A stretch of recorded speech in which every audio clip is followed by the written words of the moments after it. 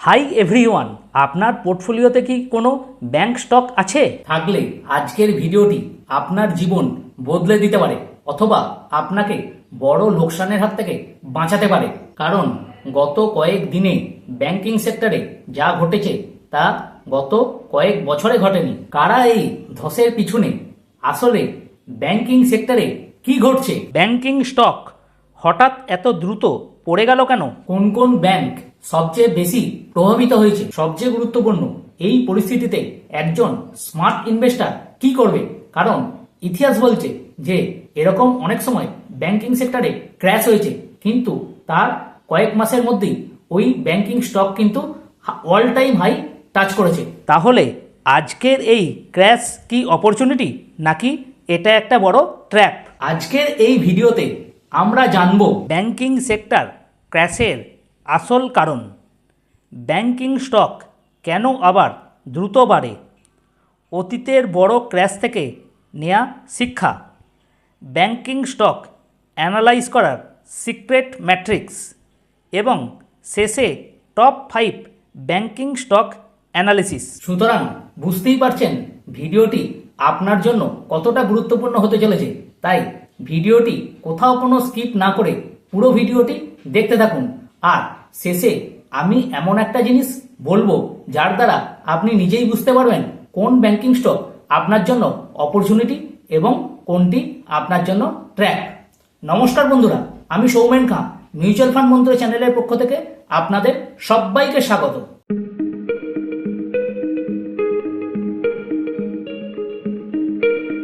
প্রথমত, সাম্প্রতিক সময়ে ব্যাংকিং সেক্টর স্টকের ক্র্যাশের প্রধান কারণগুলি কি কি? দেখুন, ব্যাংকিং সেক্টরে ক্র্যাশের মূলত 3টি কারণ দেখা যায়। প্রথমত, জিওপলিটিক্যাল টেনশন। দেখুন, মধ্যপ্রাচ্যে ইরান এবং ইসরায়েলের মধ্যে যুদ্ধের ফলে ক্রুড অয়েলের দাম কিন্তু বেড়েই চলেছে।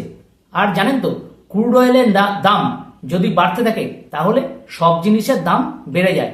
এর ফলে দেখা যায় ইনফ্লেশন, আর ইনফ্লেশন হলেই কিন্তু ইকোনমিক স্লোডাউন করতে থাকে, যার ফলে ব্যাংকের লোন দেওয়ার পরিমাণ কিন্তু কমে যায়। এর ফলে ব্যাংকের ইনকামও কমতে থাকে। দ্বিতীয়ত, আরবিআই এর নতুন নিয়ম।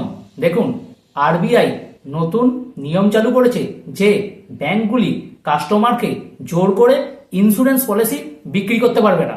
ফলে ব্যাংকগুলির একটি বাড়তি আয়ের পথ বন্ধ হয়ে যায়। তৃতীয়ত, এফআইআই আউটফ্লো। দেখুন, মধ্যপ্রাচ্যে যুদ্ধের কারণে ক্রুড অয়েলের দাম কিন্তু অলরেডি বেড়ে গেছে। আর জানেন তো, ক্রুড অয়েলের দাম বাড়লে কিন্তু জিনিসপত্রের দাম বাড়তে বাধ্য। ফলে ইকোনমিক স্লোডাউন দেখা যায় এবং এর ফলে দেখা যায় ইনফ্লেশন। আর ইনফ্লেশন বাড়লে কিন্তু ব্যাংকগুলি তাদের ইন্টারেস্ট রেট বাড়িয়ে দেয়।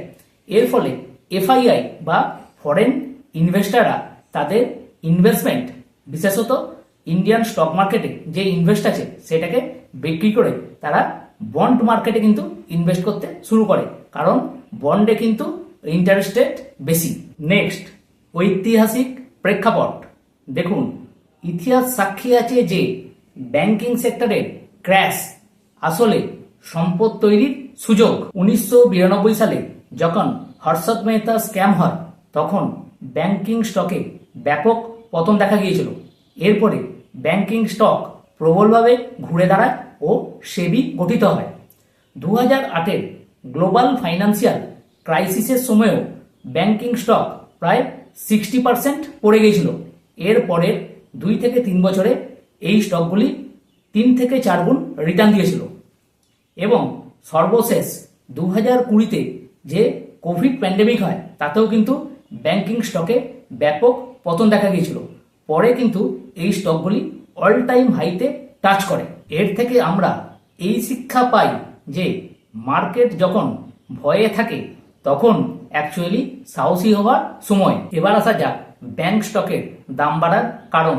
দেখুন, এই ধসের মধ্যেও কিছু পজিটিভ দিক থাকে যা ব্যাংক স্টকের দাম বাড়াতে সাহায্য করে। প্রথম, ক্রেডিট গ্রোথ। ভারতের অর্থনীতি বড় হওয়ার সাথে সাথে লোনের চাহিদাও বাড়তে থাকে, যা ব্যাংকের অর্থনৈতিক ভিতকে শক্তিশালী করে। দ্বিতীয়, স্টেবল নিম বা নেট ইন্টারেস্ট মার্জিন। দেখুন, ব্যাংকগুলি তাদের আমানতের চেয়ে ঋণে বেশি সুদ পাচ্ছে, ফলে ব্যাংকের প্রফিট বা নেট ইন্টারেস্ট মার্জিন কিন্তু বেড়ে চলেছে। তৃতীয়, ডিজিটাল ট্রান্সফরমেশন। দেখুন, ডিজিটাল ব্যাংক হওয়ার কারণে ব্যাংকগুলির অপারেটিং প্রফিট কমে গেছে, যা ব্যাংকের প্রফিট বাড়াতে সহায়তা করে। নেক্সট, ব্যাংক স্টকে ইনভেস্টের সময় 4টি মূল ম্যাট্রিক্স। দেখুন, ব্যাংক স্টকে যখন আপনি ইনভেস্ট করবেন তখন এই 4টি জিনিস কিন্তু আপনি অবশ্যই দেখে নেবেন। সেগুলি হলো, প্রথম হলো নিম বা নেট ইন্টারেস্ট মার্জিন। দেখুন, ব্যাংকে মানুষ যখন টাকা জমা করে তখন ব্যাংক তার জন্য একটি ইন্টারেস্ট পে করে। আবার কেউ যখন ব্যাংক থেকে লোন নেয় তখন তারা ব্যাংকে ইন্টারেস্ট পে করে। নেট ইন্টারেস্ট মার্জিন বা নিম হলো এই দুটি ইন্টারেস্টের ডিফারেন্স। হায়ার নিম ইন্ডিকেট করে ব্যাংক এফিসিয়েন্টলি লেন্ডিং ও বড়োয়িং অ্যাক্টিভিটি হ্যান্ডেল করে। নিম যত বেশি হবে ফার্ম তত প্রফিটেবল হবে। নেক্সট হলো নন পারফর্মিং অ্যাসেট বা এনপিএ। দেখুন, কোনো ব্যাংকে লোন যদি 90 দিনের উপর ওভার ডিউ থাকে তখন তাকে এনপিএ বা নন পারফর্মিং অ্যাসেট বলা হয়। এনপিএ রেশিও ব্যাংক লোনের সেই প্রপোর্শনকে ইন্ডিকেট করে যা রিকভার করা যায় না বা অনাদায়ী। এনপিএ রেশিও যত কম হবে তত ভালো। কম এনপিএ ইন্ডিকেট করে বেটার অ্যাসেট কোয়ালিটি ও রিস্ক ম্যানেজমেন্ট প্র্যাকটিস। নেক্সট হলো কাসা রেশিও। দেখুন, কোনো ব্যাংকের সেভিংস অ্যাকাউন্ট ও কারেন্ট অ্যাকাউন্টে যত ইনভেস্ট আছে সেইটাকে বলা হয় তার কাসা রেশিও। কাসা রেশিও যত বেশি হবে ততই ভালো। নেক্সট হলো কস্ট টু ইনকাম রেশিও বা সিআইআর। এই অনুপাতটি একটি ব্যাংকের পরিচালন ব্যয়কে তার পরিচালন আয়ের সাথে তুলনা করার মাধ্যমে ব্যাংকের পরিচালন দক্ষতা পরিমাপ করে। কম সিআইআর অধিকতর দক্ষতা এবং ব্যয়ের উন্নত ব্যবস্থাপনার নির্দেশক, যা মুনাফা বৃদ্ধিতে সহায়ক। এবার আসা যাক 5টি লিডিং ব্যাংকিং স্টক নিয়ে ডিটেল আলোচনা ও তাদের মধ্যে কম্পারিজন। সুতরাং যাওয়া যাক স্ক্রিনে। এই ভিডিওতে আমরা 5টি ব্যাংকিং সেক্টরের স্টক নিয়ে তুলনামূলক একটা আলোচনা করছি। এই 5টি ব্যাংকিং সেক্টর হলো বা 5টি ব্যাংক হলো HDFC bank, ICICI bank, state bank of India বা এসবিআই, কোটাক মহিন্দ্রা ব্যাংক আর হচ্ছে অ্যাক্সিস ব্যাংক। দেখুন, স্ক্রিনে আপনারা দেখতে পাচ্ছেন এইচডিএফসি। এটা কিন্তু মোস্ট ইন্ডিয়ার মধ্যে সবচেয়ে বড় প্রাইভেট ব্যাংক হচ্ছে এইচডিএফসি ব্যাংক। প্রাইভেট ব্যাংক কেন, সবচেয়ে বড় ব্যাংক হলো এইচডিএফসি ব্যাংক। এই ব্যাংকের গ্রস এনপিএ হচ্ছে 1.4%, নেট এনপিএ হলো 0.47%। এনপিএ কিন্তু খুবই কম। নিম হলো 3.3 থেকে 3.7%। আরওই রিটার্ন অন ইকুইটি 19 থেকে 20%।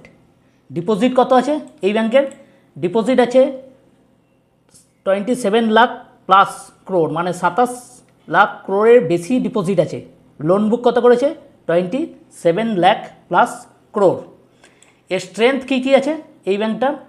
স্ট্রং অ্যাসেট কোয়ালিটি আছে, হাই কাসা ডিপোজিট আছে, লার্জ রিটেল লোন পোর্টফোলিও এবং কনসিস্টেন্ট আর্নিং গ্রোথ।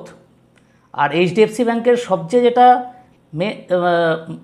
আকর্ষণীয় বিষয় সেটা হচ্ছে বহু বছর ধরে এটা 2%-এর নিচে এনপিএ ধরে রেখেছে, যা ইন্ডিয়ান ব্যাংকিং সেক্টরে রেয়ার। মানে এনপিএটা কিন্তু ভালোভাবে কন্ট্রোল করে। রিস্ক হচ্ছে এই যে পিয়ার যে ব্যাংকগুলো আছে তার থেকে এর গ্রোথটা কিন্তু স্লাইটলি স্লোয়ার, এটাই হচ্ছে রিস্ক। আর লং টার্ম ভিউ পয়েন্টে হচ্ছে ইন্ডিয়ার most stable banking compounder. Next হলো আইসিআইসিআই ব্যাংক। এটিও সেকেন্ড লার্জেস্ট ব্যাংক ইন্ডিয়ার, এটাও প্রাইভেট ব্যাংক। এর গ্রস এনপিএ হলো 1.67%, নেট এনপিএ হলো 0.41%, নিম হলো 4.3 থেকে 4.4%। লোন গ্রোথ কত হচ্ছে?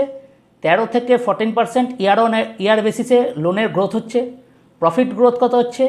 18% ইয়ার অন ইয়ার বেসিসে। এই ব্যাংকের স্ট্রেংথ কি? হাই নিমটা কিন্তু যথেষ্ট ভালো, net interest margin, strong retail credit growth, আর হচ্ছে ইমপ্রুভিং অ্যাসেট কোয়ালিটি। আর গ্রোথ ড্রাইভার কী কী? ডিজিটাল ব্যাংকিং যেটা আছে, আর হচ্ছে রিটেল লোন ডিমান্ড। রিস্ক কী কী? রিস্ক হচ্ছে এর হচ্ছে mainly slightly higher risk exposure. Long term view হিসাবে কিন্তু এটা এই ব্যাংকটাকে কিন্তু এটা ইনভেস্ট করাই যায়। নেক্সট সবচেয়ে important, state bank of India, আমাদের এসবিআইয়ের কাঁসা রেশিও কত? 39.9%, খুব ভালো কাঁসা রেশিও। নিম কত? 3.47%। গ্রস এনপিএ কত? 2.24%। আরওই হলো 19%। এটা স্ট্রেংথ হচ্ছে লার্জেস্ট ব্যাংক ইন্ডিয়ার মধ্যে, মানে গভর্নমেন্ট ব্যাংকের মধ্যে লার্জেস্ট ব্যাংক। স্ট্রং গভর্নমেন্ট গভর্নমেন্টের ভালো ব্যাকিং আছে, আর হচ্ছে এর নেটওয়ার্কটা কিন্তু ম্যাসিভলি আছে। গ্রামে গঞ্জে সব জায়গাতেই কিন্তু এসবিআইয়ের আমাদের নেটওয়ার্ক আছে। গ্রোথ ড্রাইভার কী কী? এ কর্পোরেট লেন্ডার, ইনফ্রাস্ট্রাকচার প্রজেক্টে কিন্তু ফাইন্যান্স করে। আর ডিজিটাল ব্যাংকিং সবাই জানি, ইওনো হচ্ছে খুবই পপুলার একটা অ্যাপ এসবিআইয়ের। রিস্ক কী? দেখুন, পিএসইউ সেক্টরে ভোলাটিলিটি, এইটা একটা রিস্ক। আর হচ্ছে পলিটিক্যাল লেন্ডিং প্রেসার, এইটা গভর্নমেন্ট ব্যাংক যেহেতু এইটা থাকবেই। লং টার্ম ভিউ দেখি ভ্যালু প্লাস গ্রোথ দুটোই কিন্তু পাওয়া যায়, দুই কম্বিনেশনই কিন্তু এর আছে। নেক্সট হলো কোটাক মহিন্দ্রা ব্যাংক। কোটাক মহিন্দ্রা ব্যাংকের নেট এনপিএ হলো 0.64%, strong CASA ratio, high capital adequacy. এর স্ট্রং পয়েন্ট কি? Conservative lending, strong balance sheet, আর হচ্ছে হাই অ্যাসেট কোয়ালিটি। এর ব্যালেন্স শিট কিন্তু এর খুব স্ট্রং। গ্রোথ ড্রাইভার কি? ওয়েলথ ম্যানেজমেন্ট, আর হচ্ছে কর্পোরেট ব্যাংকিং, এই দুটো হচ্ছে এর গ্রোথ ড্রাইভার। রিস্ক কি? Growth slower. এরও এইচডিএফসি ব্যাংকের মতো অনেকটা, যে এর যে পিআর যে ব্যাংকগুলো আছে তার চেয়ে গ্রোথ কিন্তু তুলনামূলকভাবে একটু স্লোয়ার। নেক্সট, এটা হলো সেফেস্ট প্রাইভেট ব্যাংক কিন্তু। নেক্সট হলো অ্যাক্সিস ব্যাংক। অ্যাক্সিস ব্যাংকের কত? নেট এনপিএ হলো 0.73%, নিম কত? 3.8%, আরওএ রিটার্ন অন অ্যাসেট হলো 1.47%। এর স্ট্রং পয়েন্ট কী কী? অ্যাসেট কোয়ালিটিকে এ কিন্তু ইমপ্রুভ করছে, রিটেল লোনে মানে স্ট্রং রিটেল লোনে কিন্তু গ্রোথ দেখা দিচ্ছে, আর হচ্ছে ডিজিটাল ব্যাংকিং এক্সপেনশন। আর গ্রোথ ড্রাইভার কি? রিটেল লোন, ক্রেডিট কার্ড, আর এমএসএমই লেন্ডিং, এই তিনটে হলো এর গ্রোথ ড্রাইভার। রিস্ক কি? Competition from HDFC and ICICI. দেখুন, দুটো বিগ জায়েন্ট বসে আছে, এদের সঙ্গে কম্পিটিশান করা কিন্তু সহজ ব্যাপার নয়। এবার আসা যাক এই ব্যাংকগুলোর মধ্যে একটি কুইক কম্প্যারিজন। দেখুন, এইচডিএফসি ব্যাংকের নিম হলো 3.3%, জিএনপিএ হচ্ছে 1.4%, গ্রোথ হচ্ছে স্টেবল গ্রোথ, রিস্ক হচ্ছে লো রিস্ক। আইসিআইসিআই ব্যাংকের নিম হলো কত? 4.3%, গ্রস এনপিএ হলো 1.67%, গ্রোথ হলো হাই গ্রোথ, রিস্ক হলো মিডিয়াম রিস্ক। এসবিআইয়ের নিম হলো 3.47%, গ্রস এনপিএ হলো 2.24%, গ্রোথ হলো মিডিয়াম, আর হচ্ছে রিস্ক হলো মিডিয়াম। কোটাক ব্যাংক এর হলো নিম হলো 3.5%, গ্রস এনপিএ এটা লো, গ্রোথ হচ্ছে মডারেট, রিস্ক হলো লো।